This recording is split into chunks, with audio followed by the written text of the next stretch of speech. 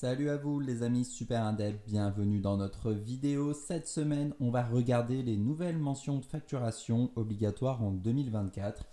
Il faut savoir, et vous le savez souvent déjà, qu'il va arriver la fameuse facturation électronique.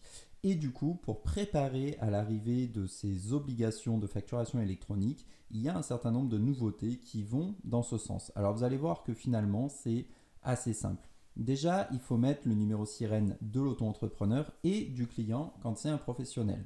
Ça, normalement, vous l'avez déjà sur vos factures.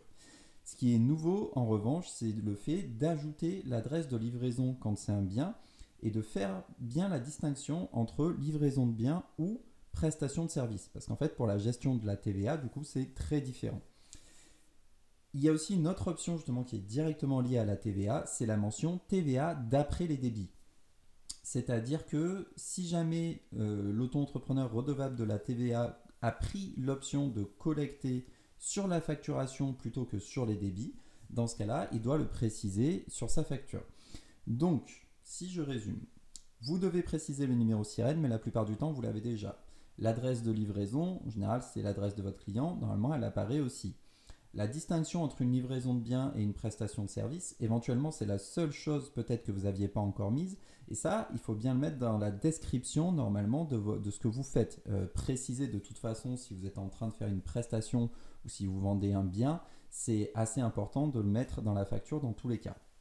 Et ensuite, donc la mention TVA après les débits, en vérité, elle concerne quasiment aucun auto-entrepreneur puisque la plupart prennent l'option sur les paiements, ce qui est beaucoup plus simple et logique puisque du coup, ça vous permet de ne payer la TVA qu'au moment où vous encaissez exactement comme vous payez vos cotisations URSSAF.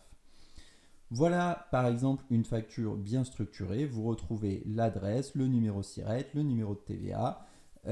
Et donc évidemment, là je vous ai parlé seulement des 4 nouvelles obligations entre guillemets de cette année, mais il y a toutes les obligations précédentes qui s'appliquent toujours, donc afficher le montant hors taxe, le montant de TVA, afficher les mentions obligatoires de TVA en fonction du pays de son client, etc. De toute façon, ce qu'on ne peut que vous recommander, c'est d'utiliser des outils en ligne qui gèrent ça pour vous. Chez Super Indep, le logiciel de facturation par exemple est complètement gratuit, va gérer automatiquement toutes ces mentions et sera bien sûr compatible avec la facturation électronique dès que ça arrivera. Comme d'habitude, si vous avez des questions ou des remarques, on est dispo. N'hésitez pas à poser vos questions sur n'importe quel réseau et on se fera un plaisir d'y répondre. À très vite.